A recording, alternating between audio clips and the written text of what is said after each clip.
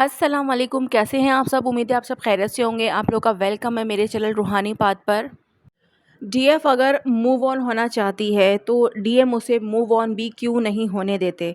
चाहे वो उसकी लाइफ में कांटेक्ट के ज़रिए वापस आ जाए या फिर चाहे वो उसको टेलीपैथिकली जो है वो मैसेज करें और उसको जो है वो रोकने की कोशिश करते हैं, ठीक है। बहुत सारे डीएफ्स ने मुझे पर्सनली भी बताया है कि मेडिटेशन के ज़रिए भी उन्हें जो है उनके पर्सन के मैसेज आते हैं और वो ऐसा लगता है कि वो रोक रहे हैं, ठीक है। तो मैं मूव ऑन होना चाहती हूँ लेकिन मूव ऑन नहीं हो पा रही हूँ।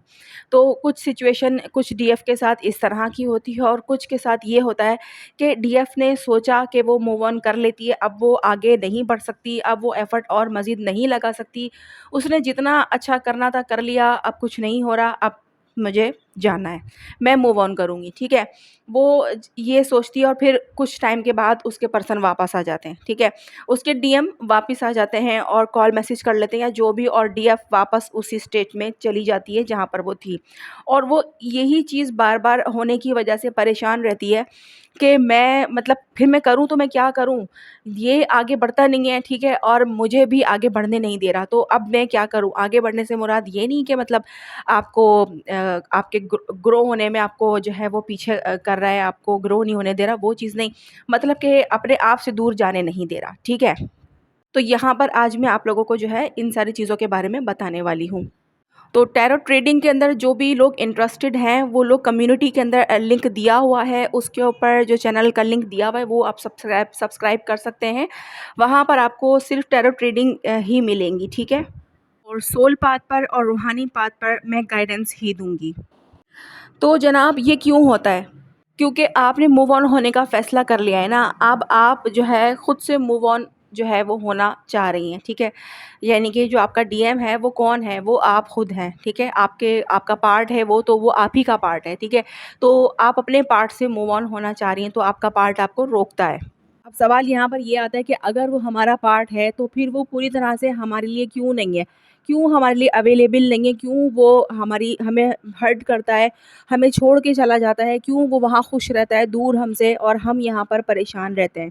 यानी कि हमारी परेशानी का भी उसे कोई एहसास नहीं होता। तो ये सिर्फ़ इस वजह से होता है कि आप सिर्फ़ डीएम से मूव ऑन नहीं हो रहे, आप उससे हर्ट होके मूव ऑन हो रहे हैं, ठीक है? आपने उससे हर्ट नहीं होना है।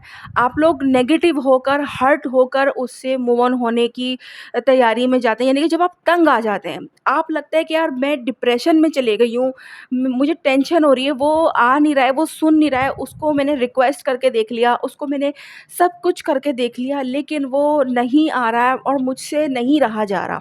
ठीक है, आपकी जब कंडीशन यहाँ पहुँच जाती है ना, तो फिर आप बस सोचते हैं कि बस अब मैं मूव ऑन करती हूँ, मैं कोशिश करती हूँ कि मैं अब उसके बारे में नहीं सोचूँ, मैं बस आगे बढ़ती हूँ, ठीक है? ये आप लोग करते हैं, लेकिन ये आपका दिल का फ़ैसला नहीं होता, ये आपके दिमाग का फ़ैसला होता है, क्योंकि उस दिमाग की को ये पता चल रहा होता है कि आपकी जो बॉडी है, वो तकलीफ़ में है। डीएफ इतना ज़्यादा टेंशन और डिप्रेशन, एंग्ज़ायटी लेकर अपनी सोल को तो हर्ट करती ही हैं, साथ में अपनी बॉडी को भी हर्ट करती हैं। बहुत सारी डीएफ की जो है बॉडी के ऊपर भी जो है असर पड़ता है, उनको बीमारियाँ जो है वो होना शुरू हो जाती हैं, तरह-तरह की। वो इस तकलीफ़ के अंदर भी मुब्तला हो जाती हैं कि उन्हें समझ में नहीं आ रहा होता कि मैं इस तकलीफ़ से कैसे निकलूँ, तो मैं उस तकलीफ़ से कैसे निकलूँ? फिर आपको यही चीज़ समझ में नहीं आती है कि इतनी तकलीफ़ थी इसके अंदर, तो ये जर्नी फिर दी क्यों? मतलब जब इतना सब कुछ इतना दर्द भरा है, तो भई हमें फिर ये दर्द भरी ज़िंदगी देने का मतलब क्या है?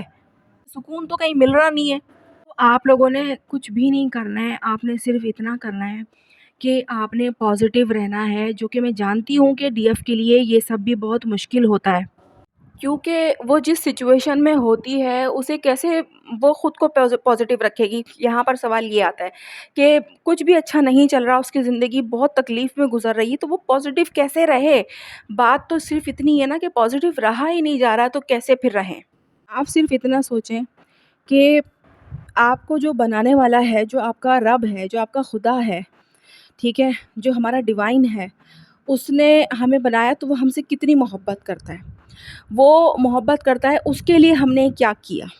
तो हम अपनी ज़िंदगी को उसके सुपुर्द कर देते हैं, उसके हवाले कर देते हैं कि बस अब जो है वो ये है और कुछ नहीं है। मुझे तकलीफ़ अगर इसने दी है तो रिलीफ़ भी मुझे यही देगा, यही जो डिवाइन ने मुझे जर्नी दी है और इस तकलीफ़ के अंदर मैं हूँ, तो इसी जर्नी में तकलीफ़ को निकालने वाला भी फिर यही है। बस अगर डीएफ ये बात समझ ले ना कि जिसने तकलीफ़ दी है वही सुकून भी देगा, तो ज़िंदगी आसान हो जाएगी। वो आपके पास नहीं आ रहा, उसके पीछे कोई वजह है, ठीक है? क्योंकि डिवाइन की भी मर्ज़ी नहीं है, जब भी वो नहीं आ रहा उसको, उसमें उसका कोई कसूर नहीं है, इसमें सिर्फ़ डिवाइन को मालूम है कि कब उसको आना है। और अगर उसके आने से आपके ऊपर कोई फ़र्क पड़ता है, फ़र्क से मुराद ये कि आपने देखा कि आप ये चाहती हैं कि वो आ जाएगा तो मैं ठीक हो जाऊँगी, मेरी टेंशन ख़त्म हो जाएगी, मेरी सारी चीज़ें बिल्कुल ठीक हो जाएँगी, मैं खुश रहूँगी। तो फिर आप ये भी देखेंगे कि आपका जो सिस्टम है वो भी चेंज हो गया है बहुत सारी चीज़ों से, यानी कि जो सीक्वेंस से आप चल रही होंगी, जो इनर वर्क, जो सोल पर्पस, जो सारी चीज़ें होती हैं, वो भी आपकी डिस्टर्ब हो जाएँगी। क्योंकि आपके पास वो आ गया ना, बस अब उसके बाद आपको और कुछ नहीं चाहिए, किसी चीज़ की आपको फिर ज़रूरत नहीं है। लेकिन जब तक वो नहीं होता तब तक उसको पाने के लिए आप सारी चीज़ें करते हैं, इनर वर्क करते हैं, सोल पर्पस करते हैं, खुद को बिज़ी रखने की कोशिश करते हैं कि भई ये सब मैं करूँगी तो वो आएगा ना। तो यहाँ पर समझाने का मतलब सिर्फ़ इतना है कि आपने उसके आने के लिए उसके लिए कुछ नहीं करना है, आपने सिर्फ़ अपने लिए करना है कि यार मुझे सुकून चाहिए, मैं उसके बारे में नहीं सोचना चाहती, मैं नहीं सोचूँगी। मूव ऑन का मतलब ये नहीं होता कि आप अपने आप को एक कमांड दे रहे हैं, कि अपने आप को बोल रहे हैं, अपने आप को कह रहे हैं कि मुझे मूव ऑन होना है, मुझे मूव ऑन होना है। ऐसे तो आप कभी भी मूव ऑन नहीं हो सकते। आप उससे मूव ऑन एक टेक्नीक से हो सकते हैं। वो टेक्नीक सिर्फ़ ये होगी कि आपने खुद को फ़ील नहीं कराना है कि मैं उससे नाराज़ हूँ, मैं उससे हर्ट हुई हूँ, मुझे वो तकलीफ़ दे रहा है या फिर मुझे उससे तकलीफ़ मिली है। आपने उसको बस छोड़ देना है, लेट गो कर देना है कि यार ठीक है, जब डिवाइन टाइमिंग आएगी वो आ जाएगा। मेरा डिवाइन है ना मेरे साथ, तो मैं अपने बाकी की चीज़ें देख लूँ। मेरा डिवाइन भी मुझे तकलीफ़ में नहीं देख सकता। मेरी तकलीफ़ वो ही ख़त्म कर सकता है। बस यही सोचकर आपने आगे बढ़ना है और अपने डिवाइन के साथ ही अपने कनेक्शन को बेहतरीन बनाना है, मज़ीद इसको स्ट्रॉन्ग करना है। फिर ही आप इस तकलीफ़ से निकल पाएँगी। जब तक आप तकलीफ़ से नहीं निकलेंगी, आपका डीएम आपके पास नहीं आने वाला। लो वाइब्रेशनल के पास कौन आता है, आप मुझे ये बताएँ? तो मतलब जिसको जो हर वक़्त माँगता ही रहे, उससे लोग दूर भागना शुरू हो जाते हैं कि यार ये फिर इसको देना पड़ेगा, ठीक है? फिर आ गया, हर वक़्त ही माँगता रहता है। 1 दफ़ा कोई दे देगा, 2 दफ़ा दे देगा, तीसरी दफ़ा, चौथी दफ़ा में जो है हमें बुरा लगने लग जाता है कि यार ये माँगता ही रहता है। तो डीएफ की जो हैसियत होती है ना, वो डीएम की नज़र में इतनी ही होती है कि उसको लगता है कि यार इसको मेरी ज़रूरत ही रहती है हर वक़्त। मेरे होना जो है वो उसके लिए बहुत ज़रूरी है।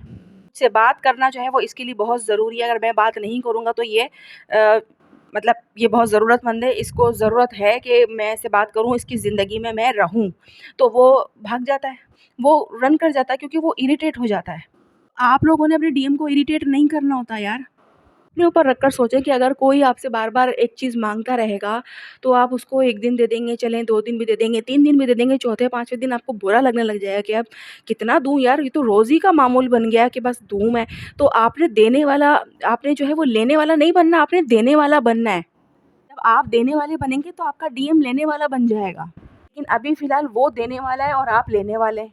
इसीलिए वो आपसे इरिटेट होके आपसे दूर है। तो आपने खुद को यही समझाना होता है कि यार मुझे ऐसा बनना है कि उसको मेरी ज़रूरत पड़े। और यकीन करें कि डीएम को जो है वो डीएफ की ज़रूरत होती है। क्योंकि डीएफ के अंदर इतनी पावर होती है कि अगर वो अपने अपने फ़ोकस को, अपनी एनर्जी को सेव कर लेती है ना, अपने फ़ोकस को डीएम पर से हटा लेती है, तो वहाँ डीएम की लाइफ़ हिल जाती है।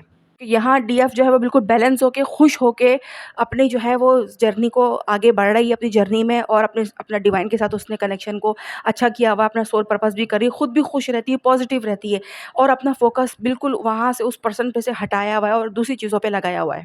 तो वहाँ जो है ना डीएम की लाइफ़ भी हिलती है भाई। आप लोग इस चीज़ को कम ना समझें कि डीएफ कुछ नहीं कर सकती, डीएफ भी बहुत कुछ कर सकती है। जिस तरह डीएम ने आपको हिलाया हुआ है ना, इस तरह आप भी डीएम को हिला सकती हैं, लेकिन आपको ये समझना पड़ेगा कि ये आप कब कर सकती हैं। नेक्स्ट वीडियो में मैं इस चीज़ को कवर करूँगी कि किस तरह आप लोग जो है जो डीएफ है वो किस तरह डीएम को समझ लें कि उसकी ज़िंदगी को हिला सकती है। क्योंकि ये पावर डीएफ के पास भी होती है, जिस तरह डीएम के पास पावर है डीएफ को हिला देने की ना, इसी तरह डीएफ के पास भी पावर है डीएम को हिला देने की, ठीक है? बस आपने इस चीज़ को समझना है कि कैसे। तो वो मैं आपको इंशाल्लाह ताला नेक्स्ट वीडियो में जो है वो बताने की पूरी-पूरी कोशिश करूँगी। जब तक के लिए आप लोग जो है वो मुझे इजाज़त दीजिए। अल्लाह हाफ़िज़।